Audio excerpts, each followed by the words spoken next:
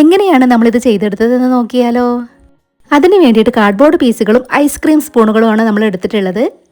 Cardboard പീസിൽ ഈ ഒരു അടപ്പ് വെച്ച് നമ്മൾ ഇതുപോലെ വരച്ചെടുത്തു. അതിനുള്ളിൽ ചെറിയൊരു അടപ്പ് വെച്ച് നമ്മൾ വീണ്ടും വരച്ചെടുക്കുന്നുണ്ട്. ഇനി നമുക്കത് കട്ട് ചെയ്തെടുക്കാം. കട്ട് ചെയ്തെടുത്തിട്ടുള്ള ഈ ഒരു പീസിൽ നമ്മൾ ഇതുപോലെ ജൂട്ട് ത്രെഡ് ചുറ്റി കൊടുത്തു പൊങ്ങി നിൽക്കുന്ന നാരുകളെല്ലാം നമ്മൾ ലൈറ്റർ ഉപയോഗിച്ചൊന്ന് കളയാണ്.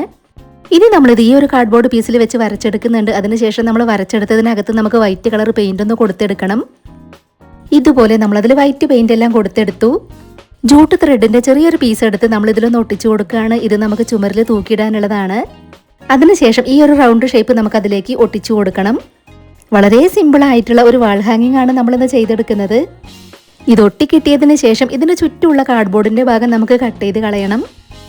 ഇതുപോലെ നമ്മൾ അതെല്ലാം കട്ട് ചെയ്ത് കളഞ്ഞു.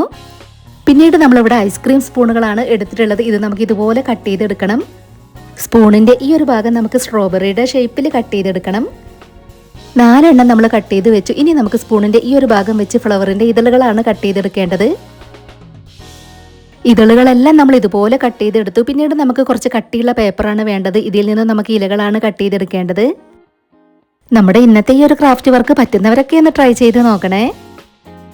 ഇതുപോലെ തന്നെ നമ്മൾ വേറെ കുറച്ച് ഇലകൾ കട്ട് ചെയ്തെടുത്തു.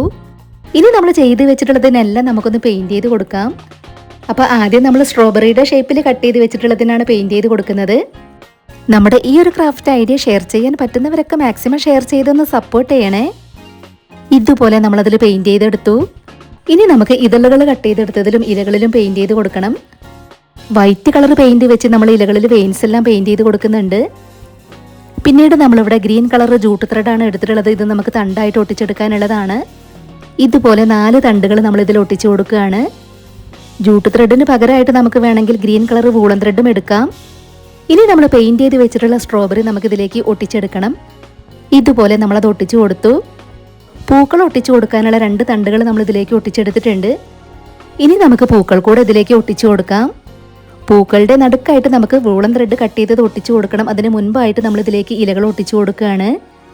നമ്മുടെ ഇന്നത്തെ ഒരു ക്രാഫ്റ്റ് വർക്കിനെ കുറിച്ചിട്ടുള്ള നിങ്ങളുടെ അഭിപ്രായങ്ങളെല്ലാം കമന്റ് ബോക്സിൽ പറയണേ. ഇനി നമുക്ക് പൂക്കളുടെ നടുക്ക് വൂളൻ ത്രെഡ് ചെറുതാക്കി കട്ട് ചെയ്തതും കൂടെ ഒട്ടിച്ചു കൊടുക്കാനുണ്ട്. അതും കൂടെ നമ്മൾ ഒട്ടിച്ചു കൊടുക്കുകയാണ്. നിങ്ങളുടെ ഫാമിലിയിൽ ക്രാഫ്റ്റൊക്കെ ഇഷ്ടപ്പെടുന്നവർക്ക് വേണ്ടിയിട്ടൊക്കെ നമ്മുടെ ഇന്നത്തെ ഒരു ക്രാഫ്റ്റ് ഐഡിയ ഷെയർ ചെയ്ത് കൊടുക്കണേ. ഇനി നമ്മൾ ഈ ഒരു ലേസ് ബോ ഷേപ്പിലാക്കി ഇവിടെ ഒന്ന് ഒട്ടിച്ചു കൊടുക്കുകയാണ്. അതിൻ്റെ നടുക്കായിട്ട് നമ്മൾ ഈ ഒരു സ്റ്റോണും ഒട്ടിച്ചു കൊടുത്തു. ഇപ്പം നമ്മുടെ ക്രാഫ്റ്റ് വർക്ക് കംപ്ലീറ്റ് ആയിട്ടുണ്ട്. എങ്ങനെയുണ്ട് കാണാനായിട്ട്? നിങ്ങൾക്ക് ഇഷ്ടമായോ? അപ്പം നിങ്ങൾക്ക് ഇഷ്ടമായിട്ടുണ്ടെങ്കിലും ഇല്ലെങ്കിലും നിങ്ങളുടെ അഭിപ്രായങ്ങളെല്ലാം കമൻറ്റ് ബോക്സിൽ പറയണം. ഉടൻ തന്നെ ഇതിലും അടിപൊളിയായിട്ടുള്ള മറ്റൊരു വീഡിയോയുമായി വരാം. ബൈ.